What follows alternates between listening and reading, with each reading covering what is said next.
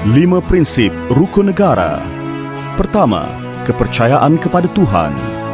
Kedua, kesetiaan kepada raja dan negara. Ketiga, keluhuran perlembagaan. Keempat, kedaulatan undang-undang. Dan kelima, kesopanan dan kesusilaan.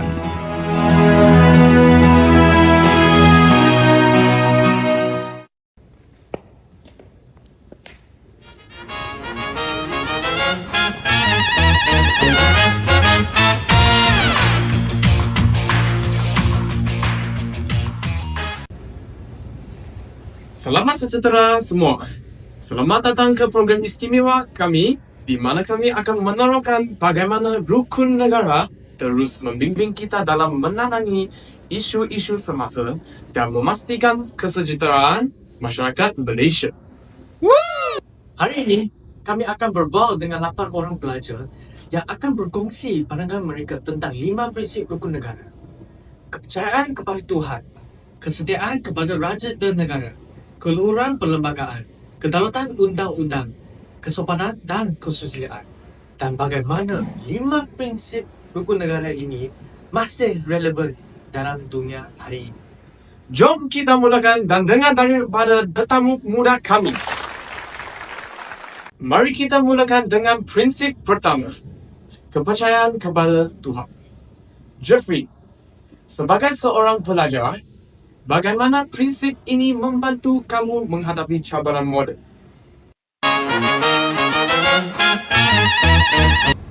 Kepercayaan kepada Tuhan memberi saya rasa tujuan dan panduan. Apabila saya menghadapi cabaran seperti peperiksaan atau tekanan pergerakan sebanyak. Kepercayaan saya mengingatkan saya untuk kekal teguh dan membuat keputusan yang beretika. Terima kasih, Jeffrey. Jinyu, bagaimana prinsip ini boleh membantu membina masyarakat yang lebih baik?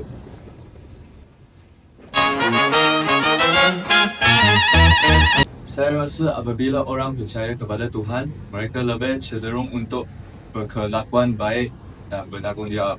Ia mewujudkan komuniti di mana semua orang saling menjaga antara satu sama lain. Pandangan yang hebat. Kepercayaan kepada Tuhan memang tunjang identiti kita sebagai rakyat Malaysia. Seterusnya, kita ada kesetiaan kepada raja dan negara. Question, sebagai seorang pelajar, apa maksud kesetiaan kepada raja dan negara bagi kamu? Bagi saya, kesetiaan bermaksud bangga dengan negara dan tradisi kita. Ia tentang menghormati pemimpin kita dan bekerjasama untuk menjadikan Malaysia tempat yang lebih baik. Nice. Terima kasih, Fisher. Amanda, bagaimana remaja boleh menunjukkan kesetiaan mereka kepada negara? Kita boleh menunjukkan kesetiaan dengan menjadi warga negara yang baik, mematuhi peraturan, menyertai khidmat masyarakat, dan berusaha untuk cemerlang dalam pelajaran untuk menyumbang kepada masa depan negara.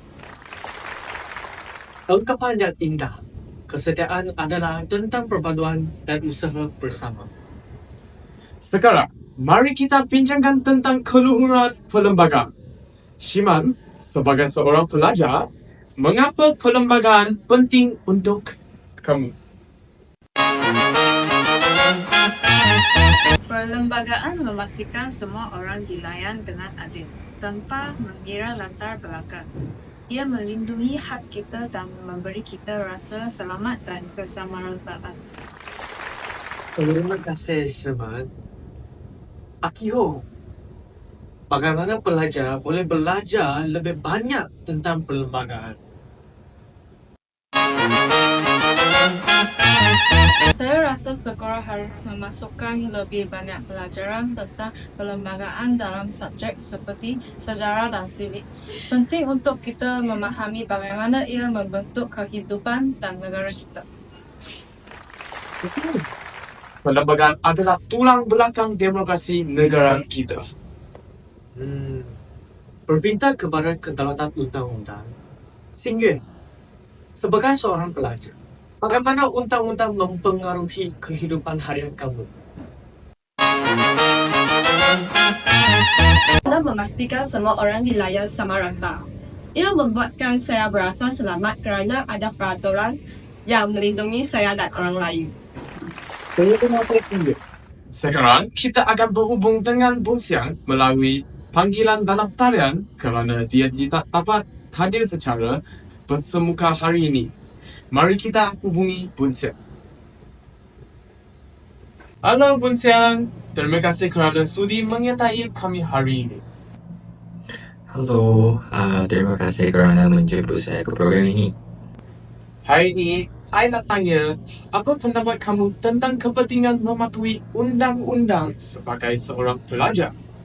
Saya rasa mematuhi undang-undang sebagai seorang pelajar sangat penting kerana dia membantu mewujudkan persekitaran yang selamat dan harmoni di sekolah. Dengan mematuhi peraturan, kita dapat belajar dengan lebih fokus, menghormati satu sama lain dan menjadi contoh yang baik kepada rakan-rakan. Selain itu, dia juga mengajar kita tentang disiplin dan tanggungjawab yang sangat berguna dalam kehidupan seharian. Pandangan yang bagus. Keadilan dan accountability adalah kunci kepada masyarakat yang adil. Hebat! Mari kita bincangkan tentang kesopanan dan kesusilaan. Bun Siang, bagaimana pelajar boleh mempromosikan tingkah laku dan moral yang baik dalam kehidupan seharian? Kita boleh bermula dengan menghormati guru, rakan dan keluarga. Tindakan kecil seperti membantu orang yang memerlukan boleh membuat perbezaan yang besar. Betul. Selain itu, bagaimana media sosial mempengaruhi tingkah laku dan moral dalam kalangan pelajar? Okey, media sosial boleh menjadi pedang bermata dua. Walaupun dia cara yang baik untuk berhubung, penting untuk menggunakannya dengan bertanggungjawab, macam mengelakkan buli cyber dan menyebarkan perkara yang positif. Nasihat yang bagus. Tingkah laku dan moral yang baik adalah pengikat yang menyatukan masyarakat kita. Terima kasih Bun Siang atas perkongsian yang sangat bermakna. Kami agak menghargainya. Semoga kita berjumpa lagi di lain kesempatan. Seterusnya, terima kasih juga kepada semua pelajar kami yang telah berkongsi pandangan mereka. Rukun negara bukan sekadar prinsip, ia adalah cara hidup yang membimbang kita ke arah perpaduan dan kemajuan. Mari kita semua berusaha untuk hidup dengan nilai-nilai ini setiap hari. Bersama-sama, kita boleh memastikan kesejahteraan masyarakat Malaysia untuk generasi akan datang. Terima kasih kerana menonton. Sampai jumpa lagi. Kekal bersatu, kekal inspirasi dan ingatlah rukun negara.